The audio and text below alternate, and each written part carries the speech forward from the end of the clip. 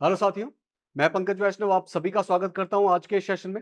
हम समझ रहे हैं अपने 12th क्लास के पर्यावरण विज्ञान सब्जेक्ट का चैप्टर नंबर 23 जिसका नाम है पर्यावरणीय विधान या पर्यावरणीय कानून।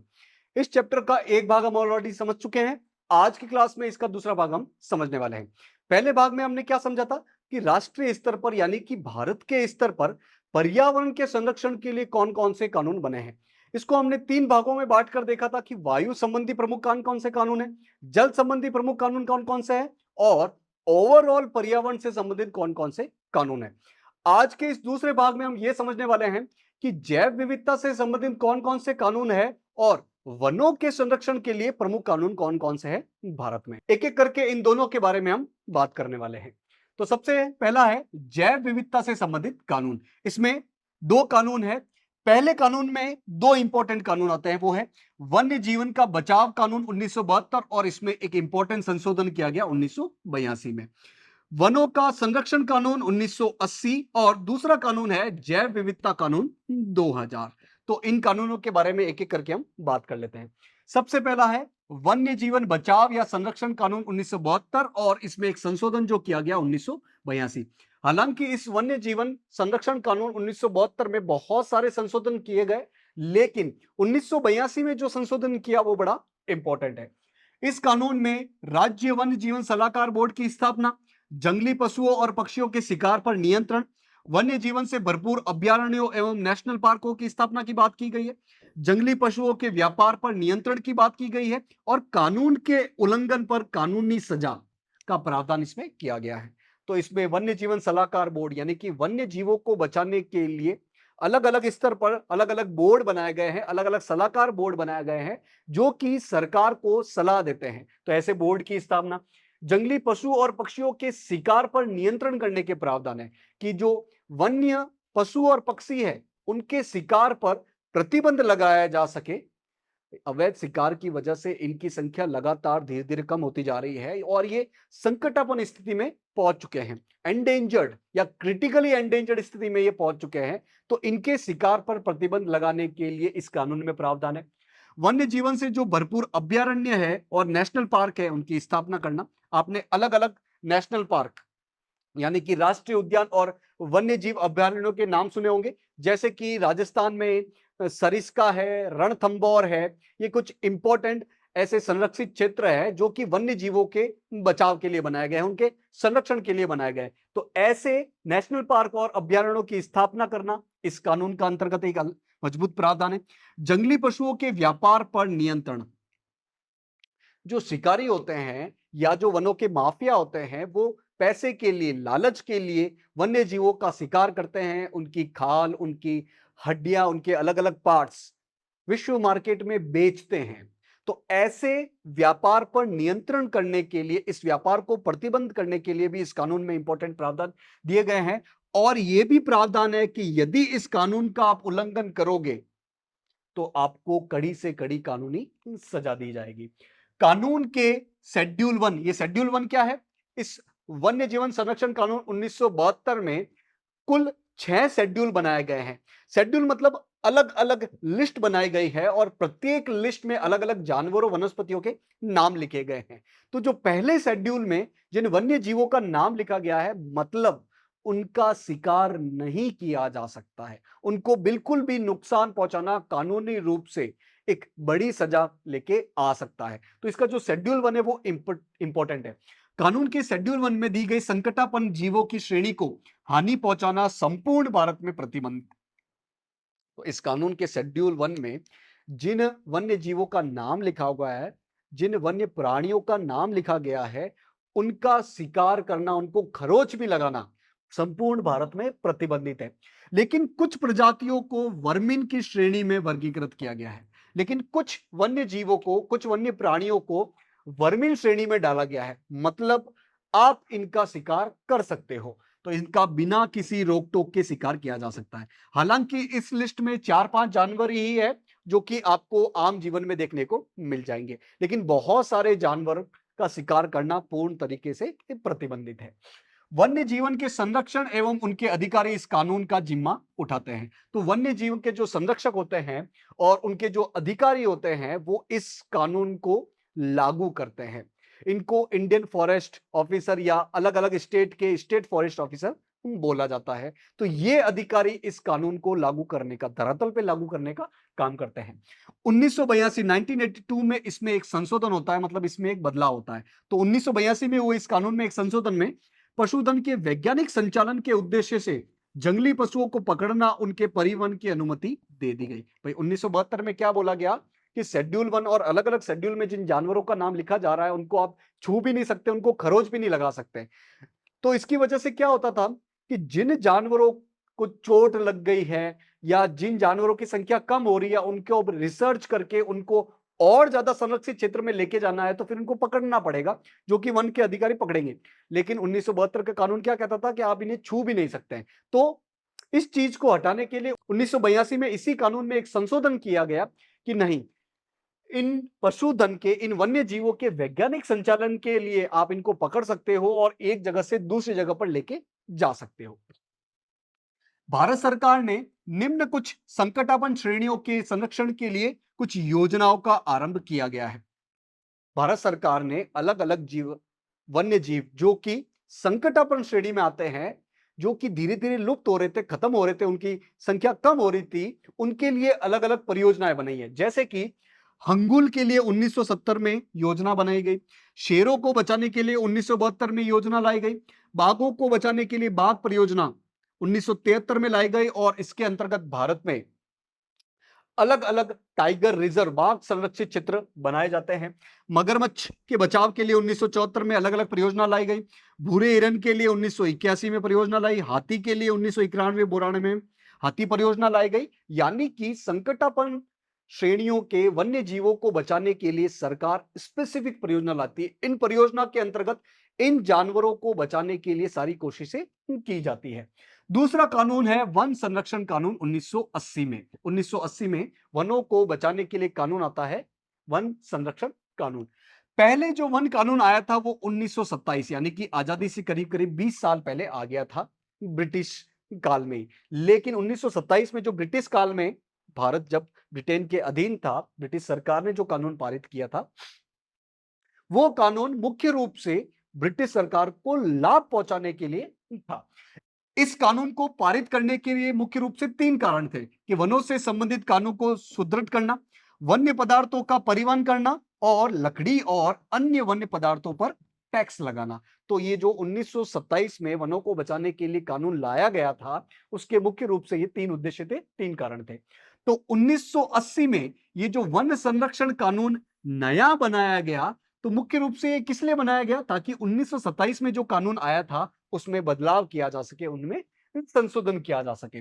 तो ये जो 1927 का कानून था वो वनों को मुख्य रूप से 4 श्रेणियों में बांटता है। पहला है संरक्षित वन, दूसरा है ग्राम वन, तीसरा है निजी वन और चौथा है आरक्षित वन। एक एक करके इन चारों के बारे में कुछ बेसिक बातें समझ लेते हैं। राज्य को अधिकार है कि वह वन्य भूमि या फिर बेकार पड़ी भूमि को आरक्षित वन का दर्जा देकर इन वनों से निकलने वाले पदार्थों को बेच सकते हैं। तो राज्य सरकार या सरकारें, उनको ये अधिकार है कि जो वन्य भूमि है या बेकार पड़ी भूमि है, जो किसी काम नहीं आ रही है, उनको वो आरक्षित वन का दर्जा दे सकते हैं। सरकार बोल सकती है कि ये आरक्षित वन है और इनसे जो भी वन्य पदार्थ निकलेंगे उसको हम ही बेचेंगे। तो सरकार को इस कानून के अंतर्गत ये अधिकार दिया गया है। आरक्षित वनों में पेड़ों का काटना, पशुओं को चराना, शिकार करना पूरी तरीके से आरक्षित है और इस नियम के उल्लंघन करने पर जुर्माना देना पड़ सकता है या फिर जेल हो सकती है। तो जिन वनों को सरकार ने आरक्षित वन घोषित किया गया, उसमें पेड़ों को काटना, पशुओं को चराना, शिकार पूरी तरीके से सरकार के अधीन है, सरकार के अंदर आरक्षित है या यूं कहे प्रतिबंधित है। और यदि इस नियम का आपने उल्लंघन किया तो आपको जेल हो सकती है या आपको पैसे का जुर्माना बढ़ सकता है या दोनों ही प्रकार के दंड आप पर लगाए जा सकते हैं।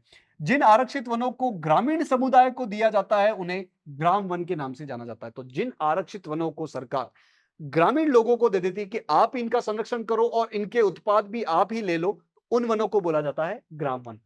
राज्य सरकारों को वनों को संरक्षित वनों का दर्जा देने को भी अधिकृत किया गया है। राज्य सरकार वनों को संरक्षित वन भी कह सकती है। तो संरक्षित वन का वर्गीकरण करने का अधिकार भी किसको दिया गया है? राज्य सरकारों को।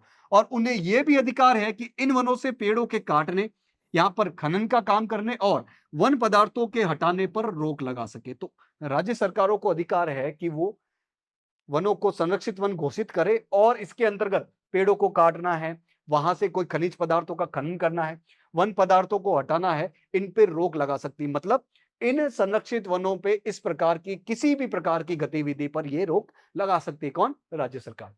वन कानून का संचालन वन अधिकारी और उनके कर्मचारी करते हैं। जैसा मैंने बताया कि इंडियन फॉरेस्ट सर्विस ऑफिसर होते हैं या फिर स्टेट फॉरेस्ट सर्विस ऑफिसर होते हैं, वन विभाग के जो अधिकारी होते हैं वो इन वनों का संरक्षण करते हैं। इस वन कानून का संचालन भी यही करते हैं।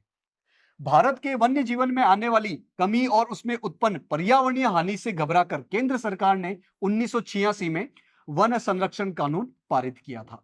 तो भारत के वन और वन्य जीवन में कमी आ रही थी, वो धीरे धीरे खत्म होते जा रहे थे और एक हद से जब ज्यादा खत्म हो गए तो सरकार ने घबराकर उनको संरक्षित करने के लिए इस कानून को पारित किया। इस नियम के अनुसार इन वनों की संपदा का गैर वन उद्देश्यों के प्रयोग के लिए अपवर्तन केंद्र सरकार की पूर्ण अनुमति द्वारा होना चाहिए। तो यदि इन वनों को आप गैर वन उद्देश्य के लिए काम में लेना चाहते हो, जैसे कि कहीं वन है और उन वनों को हटाकर आप वहां पर सड़क बनाना चाहते हो, तो आपको किसकी परमिशन लेनी पड़ेगी? केंद्र सरकार की पूर्ण तरीके से परमिशन लेनी पड़ेगी। केंद्र सरकार जब परमिट देगी, परमिशन देगी, तब ही आप इन वनों को गैर वन उद्देश्यों के लिए अपवर्तन कर सकते हो। इस कानून के अधीन बना सलाहकार आयोग केंद्र को इन स्वीकृतियों पर सलाह देता है। तो इस कानून के अंतर्गत एक आयोग बनता है जिसका नाम है सलाहकार आयोग। तो ये सलाहकार आयोग क्या करता है? नाम से ही समझ में आता है कि सलाह देता है। किसको सलाह देता है? केंद्र सरकार को सलाह देता है। क्या सलाह देता है? जब भी इस सलाहकार आयोग के पास ऐसा कोई परमिशन लेने के लिए बात आती है कि हम इन वनों को हटाकर कुछ गैर वन्य उद्देश्य की प्राप्ति करना चाहते हैं, तो ये सलाहकार बोर्ड उस पर विचार विमर्श करेगा और यही सलाहकार बोर्ड केंद्र सरकार को सलाह देगा कि हमें ये परमिशन देनी चाहिए कि नहीं देनी चाहिए। आगे देखते हैं जैविक विविधता कानून 2000 को। तो सन 2002 के आसपास जैविक विविधता को बचाने के लिए एक कानून आता है। जैविक विविधता क्या होती है? अलग अलग प्रकार के वन्य जीव और अलग अलग प्रकार के वनस्पति किसी जगह पर हो तो उसे बोला जाता है जैव विविधता। यदि ज्यादा है तो हम कहेंगे जैव विविधता ज्यादा है और कम है तो जैव विविधता कम कहेंगे। तो इसका उद्देश्य क्या है? जैविक संसाधनों को बचाना, संरक्षण करना, कि जो वन्य जीव है, जो वनस्पति है, उनको बचाना है, उनका सतत उपयोग करना है। सतत उपयोग मतलब इनका उपयोग तो करना है, लेकिन उपयोग करते समय यह बात ध्यान देनी है कि पर्यावरण को ज्यादा नुकसान ना पहुंचे और आने वाली पीढ़ी की जरूरतों का भी ध्यान रखना है। तो सतत तरीके से उपयोग करना है और इनके उपयोग से जो भी लाभ उत्पन्न हो रहा है उसका समानांतर वितरण करना है। तो इन्हें जैव विविधता का संरक्षण करना है, उनका सोच समझकर सतत उपयोग करना है और उपयोग से जो लाभ पैदा हुआ है उसको समाज के हर हिस्से में सही तरीके से बढ़ सके, या फिर जो लोग इस जैव विविधता के संरक्षण में बहुत ज्यादा योगदान दे रहे हैं उनको भी ये लाभ पहुंच सके। तो देखते हैं इसकी मुख्य विशेषता क्या है। भारत की प्रचुर जैव विविधता का संरक्षण करना। हमने देखा था कि भारत में जैव विविधता बहुत ज्यादा है, तो इस जैव विविधता का संरक्षण करना इस कानून का मुख्य उद्देश्य है, मुख्य विशेषता है। विदेशी व्यक्ति या विदेशी संगठनों द्वारा बिना अनुमति के जैव विविधता के प्रयोग को रोकना। यदि कोई विदेशी व्यक्ति है, कोई विदेशी संगठन है, कोई विदेशी कंपनी है, वो हमारे देश की जैव विविधता का उपयोग करना चाहती है तो उसके प्रयोग को रोकना। परमिशन लेकर ही वो जैव विविधता का प्रयोग कर सकते हैं और वो भी सतत उपयोग करना पड़ेगा। यह नीति जैविक संपदा की लूट को रोकने के लिए बनाई गई है। तो जैविक संपदा, जैविक संसाधन कोई धड़ल्ले से यूज ना कर ले, कोई लापरवाही से यूज ना कर ले, उसको बचाने के लिए इस कानून को बनाया गया है। यह कानून राष्ट्रीय जैव विविधता अधिकार बोर्ड यानी कि नेशनल बायोडायवर्सिटी अथॉरिटी एनबीए और राज्य जैव विविधता बोर्ड, अलग अलग राज्यों में अलग अलग बोर्ड्स होंगे जिन्हें इंग्लिश में बोला जाता है स्टेट बायोडायवर्सिटी बोर्ड्स एसबीबीज, और जैव विविधता प्रबंधन कमेटियां जिन्हें बोला जाता है बायोडायवर्सिटी मैनेजमेंट कमिटीज बीएमसी, इनकी स्थापना करता है। तो यह कानून मुख्य रूप से तीन इंपॉर्टेंट बॉडीज का स्थापना करता है। राष्ट्रीय स्तर पर एनबीए, हर राज्य के स्तर पर एसबीबी और एक मैनेजमेंट कमिटीज है अलग अलग स्तर पर जिन्हें बोला जाता है बीएमसी। तो ये तीनों ही एक समन्वय तरीके से काम करती है किसके लिए? जैव विविधता का संरक्षण करने के लिए। सभी विदेशी नागरिकों और संगठनों के लिए अनिवार्य है, जरूरी है कि उन्हें जैविक संसाधनों के प्रयोग के लिए जो राष्ट्रीय स्तर पर एनबीए बनी है उसकी पूर्व अनुमति लेनी पड़ेगी। तो जो भी विदेशी व्यक्ति या विदेशी संगठन है वो जैविक विविधता का उपयोग करना चाहता है, भारत की जैविक विविधता का उपयोग करना चाहता है, तो ये कानून क्या बोलता है कि राष्ट्रीय स्तर पर जो कमेटी बनी है, जो अथॉरिटी बनी है यानी कि एनबीए, उसकी पहले अनुमति लेके आओ, तभी आप बायोडायवर्सिटी जैव विविधता का उपयोग कर सकते हो। भारतीय व्यक्तियों और भारतीय संगठनों को भी यदि विदेशी व्यक्तियों या विदेशी संगठनों के साथ कोई अनुसंधान करना है या फिर जैविक संसाधनों का आदान प्रदान करना है तो भी उन्हें परमिशन लेनी पड़ेगी। किसकी? जो राष्ट्रीय स्तर पर अथॉरिटी बनी है एनबीए, उसकी। यदि कोई भारतीय व्यक्ति है, कोई भारतीय संगठन, भारतीय कंपनी है और वो किसी विदेशी व्यक्ति या विदेशी संगठन, विदेशी कंपनी के साथ जैव विविधता पर आधारित कोई रिसर्च अनुसंधान करना चाहता है या फिर भारत की जैव विविधता को उन्हें देना चाहता है, तो उसके लिए भी भारतीय नागरिकों और भारतीय संगठनों को एनबीए की ही परमिशन लेनी पड़ेगी। भारतीय मूल के नागरिक और स्थानीय व्यक्ति जिसमें वैद, हकीम आदि शामिल है, उनको भारत के अंदर यदि जैव साधनों का प्रयोग करना है तो उसकी पूरी तरीके से स्वतंत्रता है, विशेषकर जब वह औषधीय और अनुसंधान के उद्देश्य के लिए प्रयोग हो। हालांकि भारत में जो व्यक्ति रह रहे हैं, भारत में कोई संगठन काम कर रहा है, वो अपने पर्सनल यूज के लिए जैविक विविधता का उपयोग करना चाहता है, जैसे कि कोई वैद है, कोई हकीम है, और विशेषकर तब जब वह रिसर्च करना चाहता है या फिर उसका मेडिकल यूज करना चाहता है, तो उसके लिए वो पूरी तरीके से स्वतंत्र है। अपने पर्सनल यूज के लिए वो जैविक विविधता का आराम से उपयोग कर सकता है। स्वीकृति देते समय एनबीए उन शर्तों को सामने रखेगी जो कि लाभों का सही वितरण कर सके। भाई आपको परमिशन लेनी पड़ेगी, चाहे वो विदेशी नागरिक हो, विदेशी संगठन, विदेशी कंपनी हो, या भारत का नागरिक, भारत का संगठन, भारत की कंपनी हो, जो कि विदेशी व्यक्तियों के साथ, विदेशी संगठन, विदेशी कंपनी के साथ जैव विविधता का लेन देन करना चाहता है, उनके साथ रिसर्च करना चाहता है, तो एनबीए की परमिशन लेनी पड़ेगी। तो जब एनबीए परमिशन दे रहा होगा तो एनबीए ये भी बात बोलेगा कि आप जैव विविधता का उपयोग कर लो। अगर उनको बात ठीक लगेगी तो ये परमिशन देगा कि आप जैव विविधता का उपयोग कर लो, लेकिन जैव विविधता का उपयोग करने के बाद आपको जो भी फायदा होगा वो आपको समाज में बांटना पड़ेगा। भाई इसका उद्देश्य देखा था जैव विविधता संरक्षण अधिनियम 2002 का। उसका तीसरा उद्देश्य क्या था कि जैव विविधता के उपयोग से जो लाभ हो रहा है वो समाज में सही तरीके से बंट सके। भारत के अंदर या बाहर किसी भी रूप में बौद्धिक संपदा अधिकार यानी कि इंटेलेक्चुअल प्रॉपर्टी राइट्स, आईपीआर, ये बौद्धिक संपदा अधिकार या आईपीआर क्या होता है, नाम से समझ में आ जाएगा कि आप अपनी बुद्धि का उपयोग करके यदि कोई संपदा बना रहे हो और फिर उस पर अधिकार ले रहे हो, उसे बोला जाता है बौद्धिक संपदा अधिकार, इंटेलेक्चुअल प्रॉपर्टी राइट, आईपीआर। जैसे कि आपने नीम का यूज करके, हालांकि ये एग्जाम्पल थोड़ा अतरंगी एग्जाम्पल है, नीम का उपयोग तो कोई भी कर सकता है। मान लीजिए कि कोई कंपनी है, उसने नीम का उपयोग करके कोई दातुन बना लिया है और उस पे वो बोलता है कि मैंने तो अपनी बुद्धिमत्ता का उपयोग करके, रिसर्च करके ये संपदा बनाई है, तो ये नीम से बनी दातुन सिर्फ मैं ही बना सकता हूं, मैं ही बना सकती हूं, तो इसे बोला जाता है बौद्धिक संपदा अधिकार। तो भारत के अंदर या बाहर किसी भी रूप में यदि आपको बौद्धिक संपदा अधिकार आईपीआर के आवेदन करना है या किसी जैविक स्रोत पर आधारित नवीन यंत्र को प्राप्त करना है तो उसके लिए एनबीए की पूर्व अनुमति लेना आवश्यक है। तो आप जैव विविधता से रिलेटेड कोई भी काम कर रहे हो भारत में, तो आपको राष्ट्रीय स्तर पर बने इस एनबीए, नेशनल बायोडायवर्सिटी अथॉरिटी से परमिशन लेना अत्यंत आवश्यक है। एक तरीके से यूं भी कह सकते हैं कि ये अनिवार्य है। तो आज की क्लास में हमने क्या समझा कि जैव विविधता और वनों के संरक्षण के लिए भारत में प्रमुख कानून कौन कौन से हैं और उनके प्रावधान क्या क्या है। आपको करना क्या है, आज जो भी चीजें समझी है उसको आज ही रिवाइज करना है। आशा है कि आज की क्लास आपको समझ में आई होगी। आज के इस सेशन से जुड़ने के लिए आप सभी का बहुत बहुत धन्यवाद।